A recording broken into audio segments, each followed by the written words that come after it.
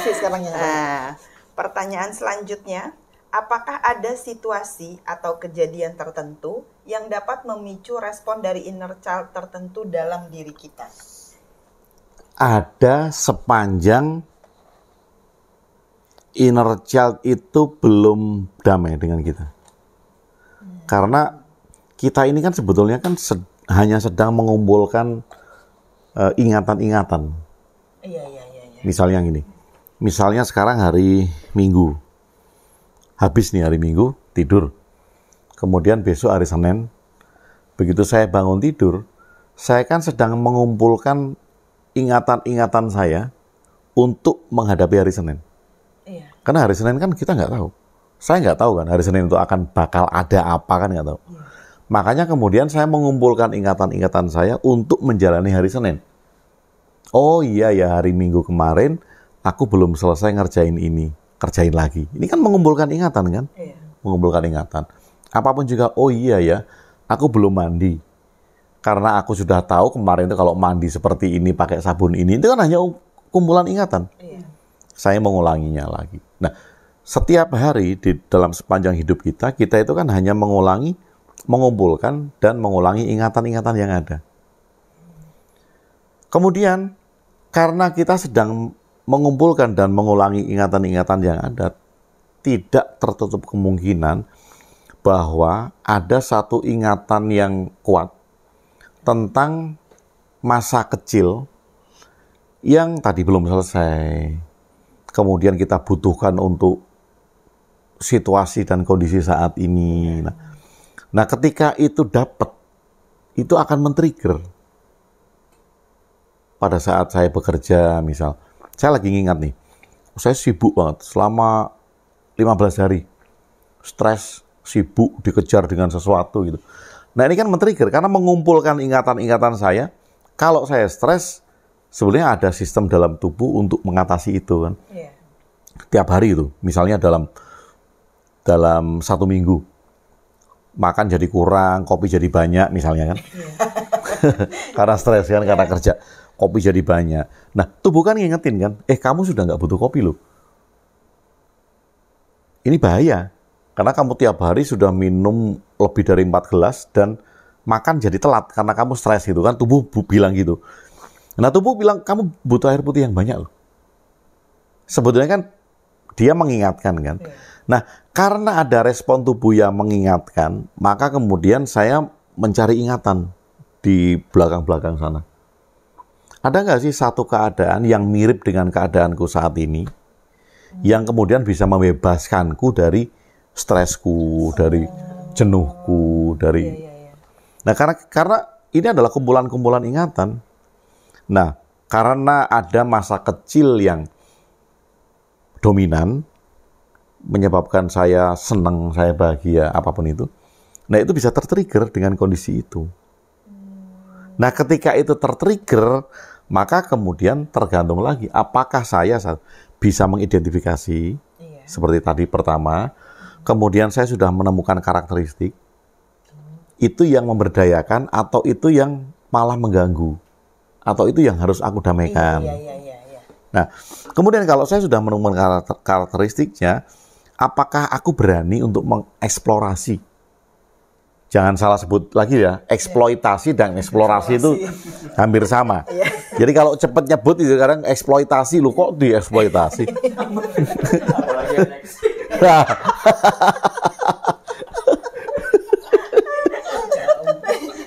Langsung kabur, jangan-jangan itu. Gimana Pak Ben ini? Mengeksplorasi, membudayakan gitu. Apakah kemudian aku gengsi nggak untuk itu? Oh, sudah saya identifikasi, oke, ketemu karakteristiknya, sudah ketemu. Kemudian saya mau mulai mengeksplorasi atau membudayakan. Nah, kemudian bisa nggak kalau itu aku lakukan sendiri? Atau saya perlu teman, atau saya perlu komunitas? Nah, yang jelas ketika satu keadaan tadi bisa men-trigger, sangat bisa. Kenapa? Karena tubuh kita itu punya sistem kecerdasan untuk menyeimbangkan tubuhnya sendiri, untuk menyeimbangkan kita sendiri. Nah, kadang-kadang kan karena kita mengabaikan, maka kemudian mengabaikan. Seringnya mengabaikan. Nah, ketika kita mengabaikan dan kita berada dalam kondisi yang terus-menerus tertekan, maka ingatan kita mengajak untuk mencari. Aku tuh bisa loh lepas dari penat ini dengan cara lompat-lompatan misal. Keinget, oh iya ya dulu senang banget ya pada saat lompat-lompatan, pada saat cuman main di selokan gitu. Nah itu kan cara tubuh untuk menyeimbangkan dirinya dengan mengajak, jangan stres-stres loh kamu itu. Joget yuk misalnya gitu. Ya.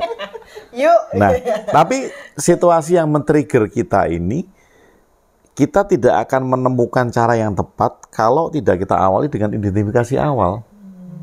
Dan kita juga tidak akan tepat kalau kita tidak menemukan karakteristik. Iya. Kalau itu tidak tepat yang terjadi, yang banyak kita lihat seperti tadi, Evi di sepanjang waktu akhirnya bawa boneka. Loncat-loncat. Rambut kuncir. Rambut kuncir terus di depan itu, Bapak, Evi datang. Ambilin ember aja Pak, kalau saya kayak gitu siram aja. Bayinya gede banget. Nah, kalau enggak kan kita terjebak menjadi anak-anak kembali. Iya. Dan itu childish, itu kekanak-kanakan. Kita tidak memberdayakan inner child kalau itu enggak. Kita tidak memberdayakan inner child kalau terjebak seperti itu. Kita terjebak untuk menjadi anak-anak kembali dengan tubuh dewasa. Loh, tujuannya menyadari inner child ini kan bukan menjadi anak-anak dengan tubuh dewasa, enggak. Enggak. Iya, atau gini kali Pak, kalau kayak gitu dengan pembenaran ingin menyelesaikan. Bun, saya belum selesai ini masa kecilnya, pakai kuncir lagi deh. Iya kan? Iya.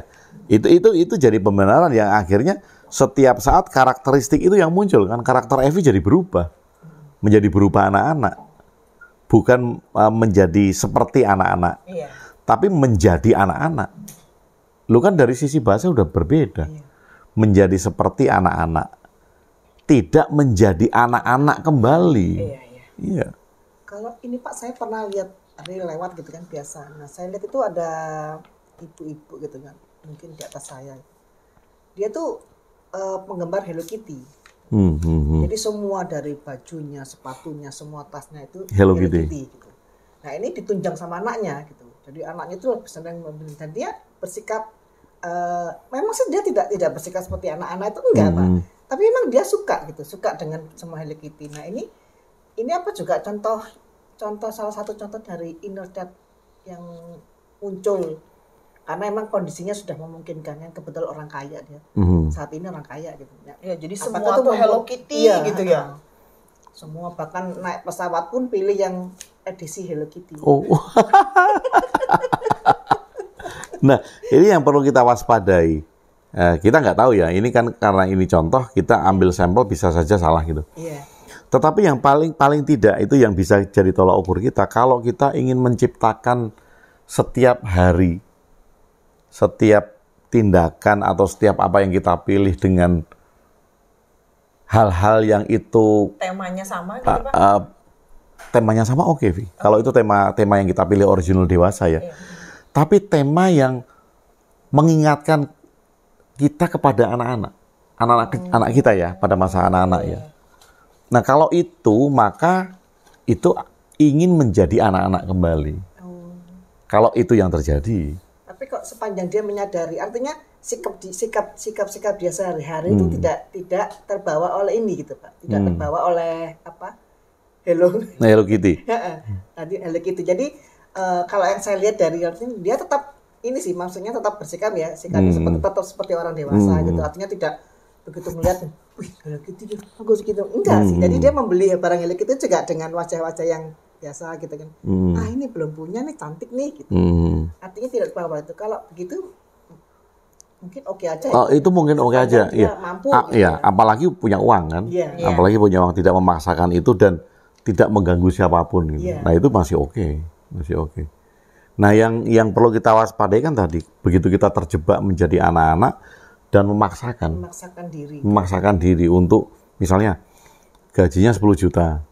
Alokasi untuk beli barang-barang Hello Kitty 8 juta. Misalnya gitu. Karena itu sesuatu yang dipaksakan kan, menyusahkan. Nah kan pembenarannya tadi, kalau nggak gini hidupku nggak enjoy. Iya, nggak happy. Tuh, hidupku nggak happy.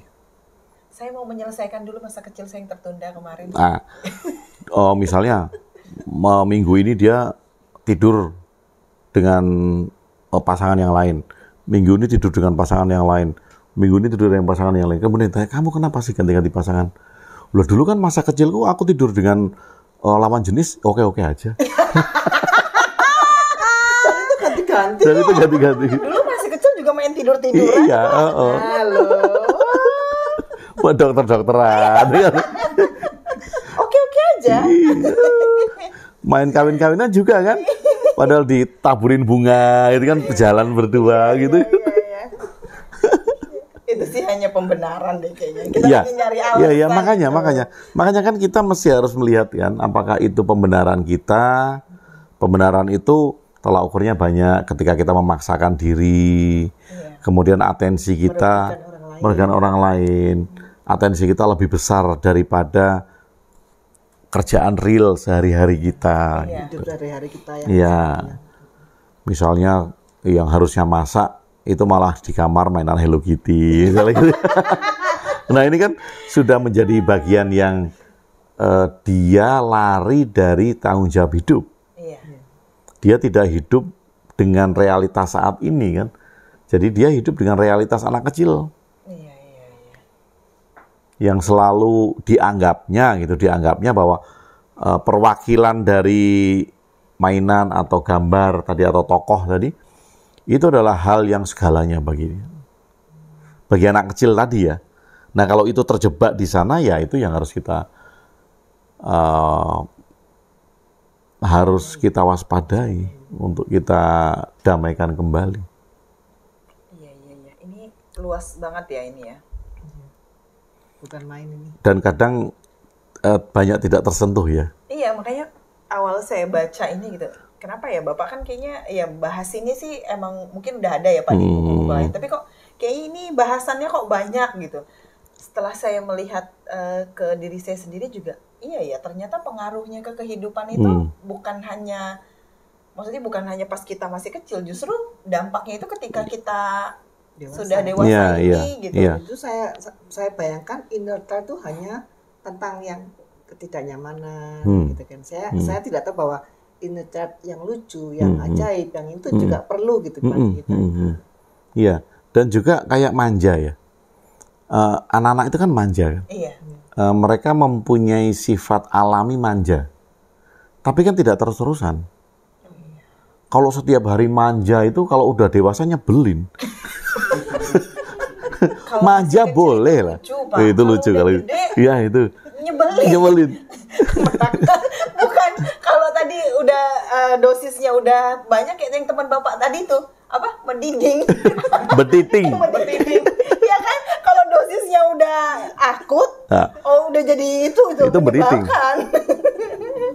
Makanya ya sekali-kali manja boleh, sebulan sekali boleh lah ya kan manja. Ya, sisi itu pun kalau nggak keluar juga bahaya Pak. Itu kan akan mengganggu keseimbangan emosional kan? Nah bahaya Bu, kalau manja itu kan keluar bahaya. Makanya sebulan sekali perlu. Udah manja sama kamu. Iya, enggak tepat, enggak bisa, perlu dicariin. Makanya sebulan sekali perlu loh. Mikir nih pernah manja nggak jadi waktu kecil? Iya. Senderan terus gigit-gigit. Manjanya beda ini.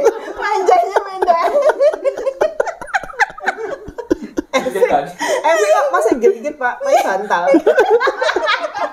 Guling sama bantal, spray nggak sekalian.